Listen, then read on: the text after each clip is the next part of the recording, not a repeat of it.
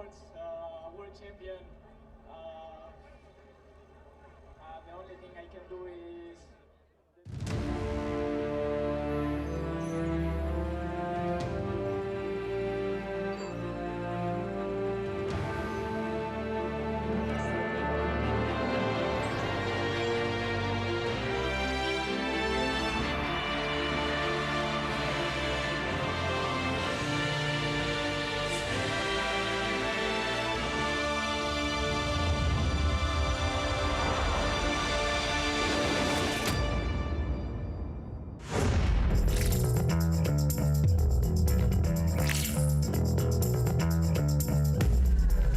Over 239 days, the Motul FIM Superbike World Championship has visited 12 circuits in 9 different countries to complete 36 races. And the season heads to the checkered flag after a real sprint finish, the busiest time of the year. 6 races in 9 days. The Pirelli Spanish round is the third in 4 weeks, and this is set to crown the 2025 World Champion.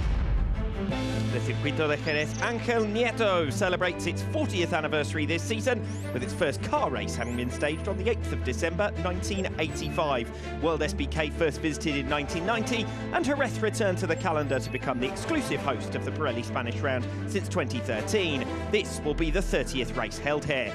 A compact 4.4-kilometre layout, the 2 longest straights measuring just 600 metres, but both are followed by second-gear corners requiring heavy braking. Most notably Turn 1 with its 200-metre stopping distance, the main overtaking hotspot. Watch for Turn 5, an overtaking hotspot in the Superpole race last season and an action flashpoint in this morning's Superpole race. A blind exit onto the back straight where speeds reach 286 kilometres per hour before dropping downhill over 5 seconds on the brakes to just 65 kph for the Pedrosa hairpin. 4 consecutive right-hand bends precede one final left-hand turn, the Lorenzo curve. Several famous block passes there in MotoGP. World SBK 2, no stranger to late drama. Lap record pace all weekend long, even on the standard race tyre this morning. Nicolo Bulliger able to find almost a second compared to his race lap record from 2024.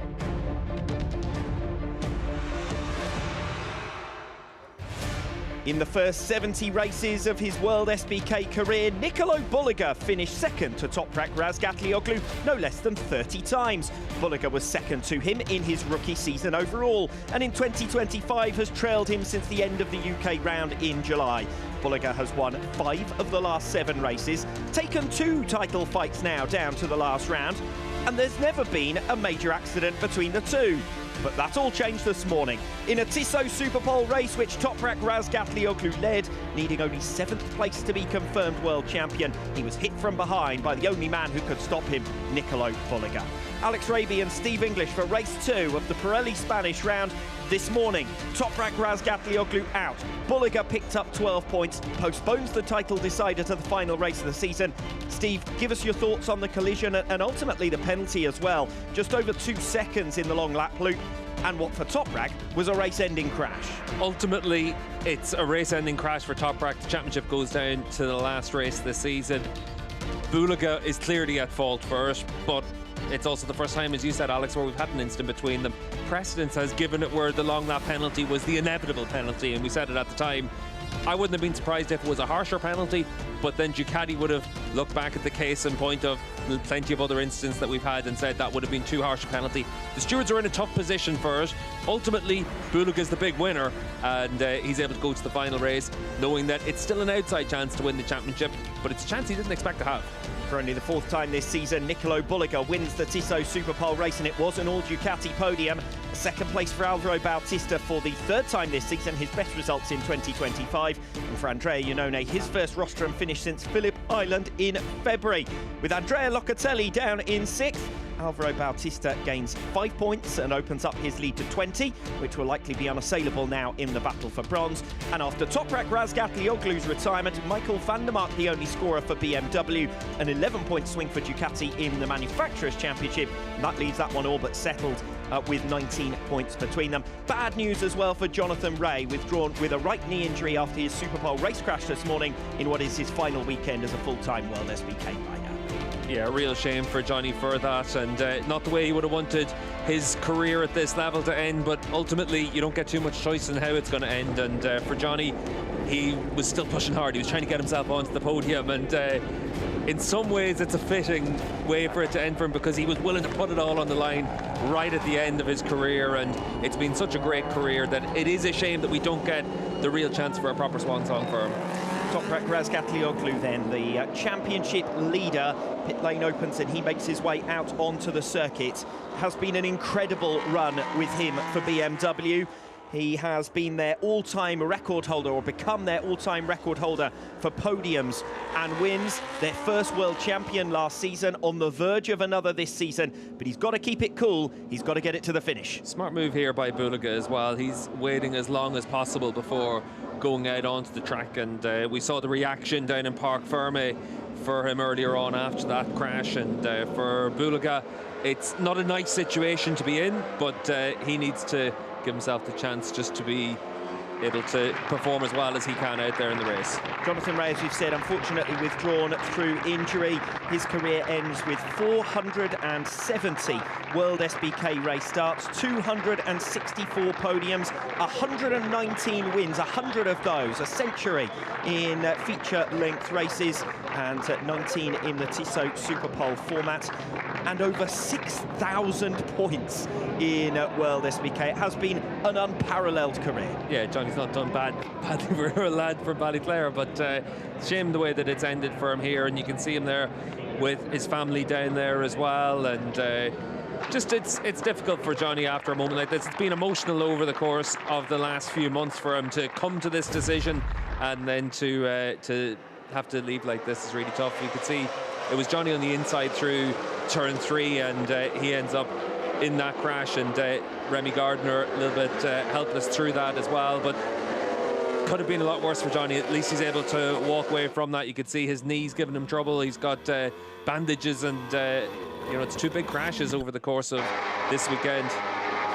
Yeah, real shame for Jonathan Rea, but he will go out from World SBK, the greatest of all time. 6 world titles, 45 poles, 104 fastest laps, as well as the 264 podium finishes, and the record of 119 race victories. So happy retirement to Jonathan Rea, and of course best of luck for his next on-track chapter as well. As you can see, Rea just taking in the moment, and of course so much will have been planned for post-race for Jonathan Rea, and unfortunately the weekend comes to a premature conclusion as we make our way towards the grid. Yeah, and for Johnny, you can see there just at the end of the day, all the things that were planned and not able to happen going into this race. But now we have to focus on the real race at hand, and it's the battle for the World Championship. And for the 12th time this season, Nicolo Bulaga starts on pole. For his teammate Alvaro Bautista, it's his best starting spot since Aragon last year. Andrea Iannone lines up on the front row for the first time since Phillip Island.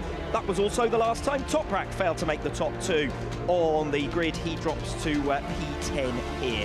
Xavi Vierge securing his best grid position since Misano 2022 after holding on ahead of Alex Lowe's this morning. Taz McKenzie, with his best result to date, lines up in P7. And of course, the biggest story of all, Toprak Razgatlioglu has got to come back through the field here safely from the 4th row of the grid. Yeah, and for Toprak, obviously he's been given a really good reminder this morning of just how quickly things can go wrong. He's going to be fired up for this race, but from the 4th row of the grid, it also means that he's got a lot of pace of advantage over the riders around him. He needs to finish and claim 3 points to wrap up the championship. It's going to be very difficult for him to be able to get on terms with Bulaga. There's also nothing to gain for Toprak by getting himself into a battle with Bulaga. He needs to just get the championship secured. And what's the best way for him to do that in the early laps? As you said, he's got a big pace advantage on the riders around him, you know, a second a lap or more. Where does he slot in and find himself a gap? Because in the early stages, he's vulnerable. We saw for Jonathan Rea earlier on, anyone can go down at any stage. Yeah, ultimately for Toprak, he needs to ride the normal way that he approaches these things, and he needs to be aggressive into turn 1, pick off the riders and avoid being in any issue. The inside line for turn 1, turn 2, turn 3, and then down in towards turn 6, and then you're able to settle into the race and give yourself the opportunities to be able to score the points you need. Yes, as far as finishing position is concerned, there's absolutely no doubt that if Toprak finishes the race, no mechanical failure, no crash, he's going to be scoring the points he needs to get the World Championship done. But although he's gone to the final day of the season before, he hasn't gone to the last race before, and this will be a nervous moment for Toprak and for BMW. It will be nervous because of everything that happened this morning. Gives you that nerves. It's been tense already into this weekend for them. Niccolo Bulliger then, the race winner, the Superpole race winner, has 3 victories on the bounce, as you can see. Estoril the weekend finished with a race 2 victory that kept the title alive into race 1. Another victory for Niccolo Bulliger in race 1 yesterday. But this is going to be the big story and one of the big talking points of this 2025 season as a whole. Yeah, it's the first time that we've seen Toprak and Bulliger have a crash like this. It's also where Bulliger is the big winner in it, and certainly every rider out there is going to have their view that for Bulliger this was an unnecessary move to try and make. Toprak obviously feels aggrieved about it, but we've also seen it where that's a place where Bulliger's consistently made moves on Toprak over the last year. Think back to last year's race and into yesterday's race. That's where his bike is strong. Whether or not he's intentionally gone in to have an incident with Toprak, I think he's just gone in to try and take the corner and take the lead. But you end up in a situation where, coming from so far back, it's an unnecessary move, and ultimately the whole paddock agreed. That's why you had the penalty for irresponsible riding. Yeah, to my mind, it's very clear that there was nothing intentional there. Frankly, you know, I've heard a lot of cynical comments and whatever since that Superpole race, but frankly, if he was going to take out Toprak with volition, he would do it in a feature-length race and get 20 points. He's not going to do it for 9 and not going to leave it this late either. So, look, it's a racing incident. The stewards have given a racing penalty. The only question is, this man, Toprak Razgatlioglu, loses 12 points or 9 or the opportunity to wrap up the championship with a race to spare, ends up back down on the 4th row of the grid, is 2.2 seconds for the long lap penalty a fair representation of what that incident does in the context of the season as a whole and in the context of Toprak's weekend? It's not a fair penalty if you're Toprak and BMW, but it's the penalty that we've tended to see for an incident like that. And on the other side of the coin as well, in the WCR class, I didn't like to see a penalty given for a rider that seemed to take into account championship considerations as well. So ultimately, it was not a surprise that it was only a single long lap penalty that was given.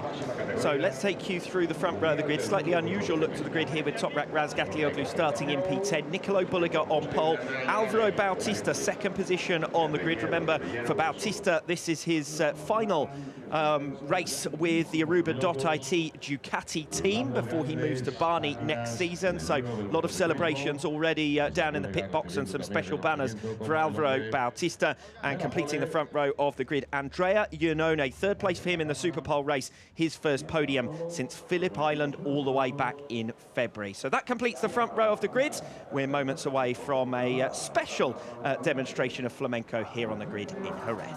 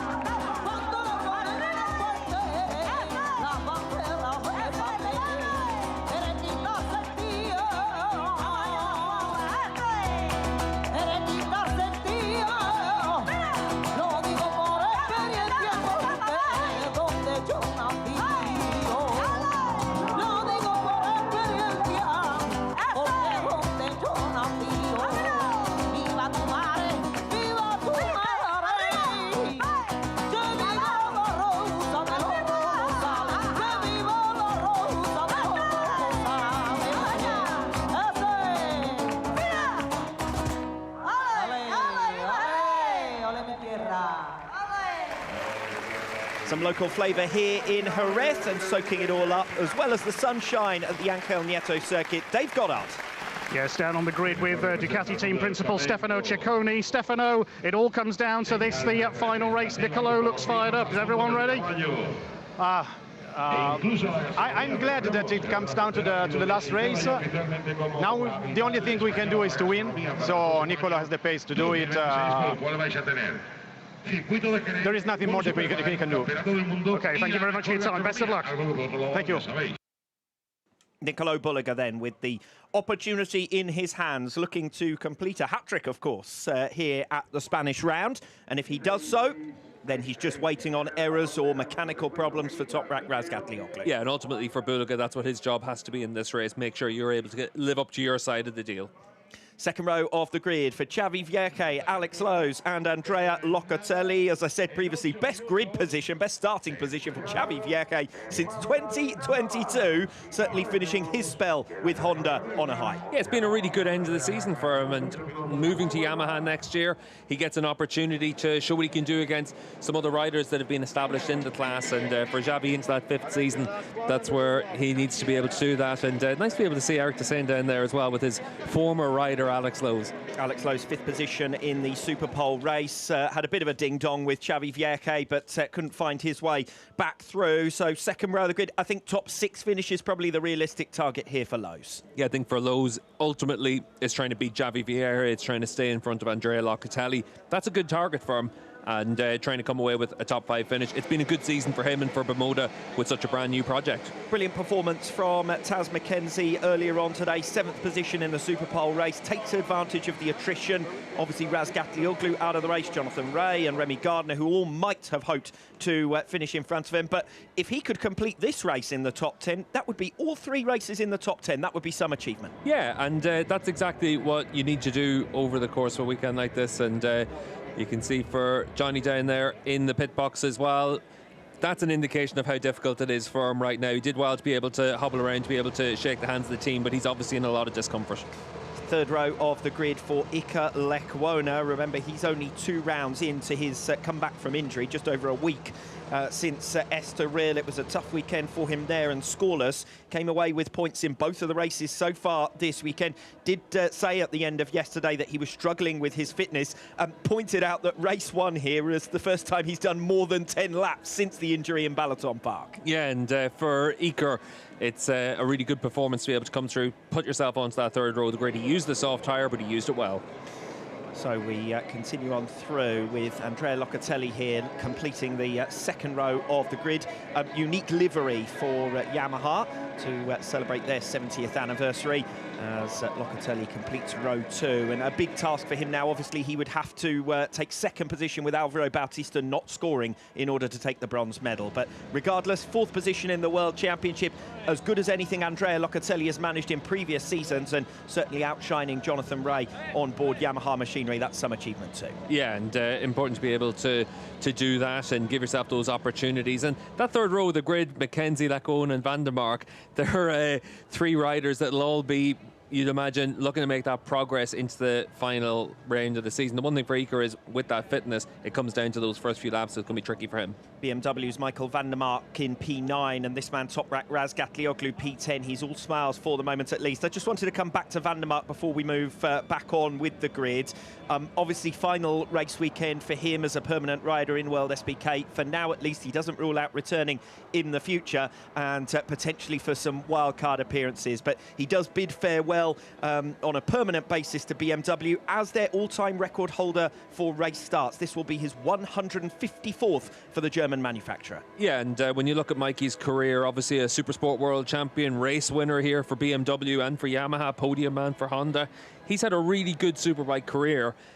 It's just been injuries have really derailed his last 5 years. That's where last year was so exciting for him, to be able to have a bike that was able to let him ride comfortably out there. He finished in the top 6 in the World Championship last year. He won a race. He did all the things that he would have wanted this year to have been, and this year's just been probably a bridge too far on that bike. Yeah, big step backwards for the BMWs this season. Toprak Razgatlioglu managed it well from round 5 onwards. As we continue through the 4th row of the grid, this is Remy Gardner. Good to see him back on his feet. Of course, he was caught up in that spill of Jonathan Ray's earlier on today. Yeah, and you could see for Remy the frustration for that. Obviously, whether it's Jonathan's last round or a rookie or an established rider in the middle of the season, you don't want to have an incident like that. And Remy ended up obviously very frustrated by it, but he gets an opportunity in this race from the 4th row of the grid, courtesy of a Superpole time, to at least still be able to score good points. Gary Montella, starting from P12, said he struggled with the front tyre yesterday, and to be honest, he was never really at the races. Came home in 13th position and outside of the top 9 in the Superpole race. So just a few points points from that race won yesterday afternoon. Row 5 for Axel Bassani, Garrett Gerloff and Alessandro Del Bianco. Bassani will have been disappointed to miss out on the top 9 in the Superpole race, despite 3 riders ahead of him on the grid coming to grief. And race 1, 11th position. So not the best of starts to this weekend as far as Axel Bassani is concerned. 3 minutes until the warm-up lap gets underway, 5 minutes until our race starts. Dave Goddard on the grid, what have you got for us? I'm down at Yamaha with team manager Paul Denning. Paul, it was meant to be the big celebration this race. Jonathan Ray's last race, sadly not fit to compete. He must be absolutely gutted. Yeah, just a reflection really of the ups and downs of these last 2 years, just when things have started to feel that we had an opportunity to challenge again for the podium and see the real Jonathan Ray as we have over the last couple of events. Yeah. Honestly, yes, it's extremely disappointing, extremely sad, but at the same time, the fact that he's going to have dinner tonight with Tash and Jake and Tyler and enjoy the first evening of his retirement after such a huge accident and not to be in the local hospital is, let's just count our blessings. He's had an amazing career and we've enjoyed every minute of working with the guy. Very well said, Paul. Thank you for your time. Thank you. Yeah, once again, many congratulations to Jonathan Ray on a remarkable career in World SBK, and I'm sure we'll see plenty more of him in the years to come because, you know, as an unofficial ambassador even of the World Championship over the many years, he's been very valuable to the championship, and particularly, of course, in his homeland, and plenty of fans making the trip across to support him this weekend. Yeah, definitely, and there's been an awful lot of Northern Irish fans at the racetracks over the course of the last 10 or 15 years, but there's a lot here this weekend just to offer their support to Jonathan into what's now his retirement from World SBK duties. So, front row of the grid, all Ducati, 1, 2, 3. The rider currently second in the standings, Nicolo Bulliger, 22 points behind it is, who starts from pole position. 3 rows back from him, 10th on the grid, Toprak Razgatlioglu. He needs only 3 more World Championship points in order to claim back-to-back titles and his 3rd as a whole before leaving to MotoGP this winter.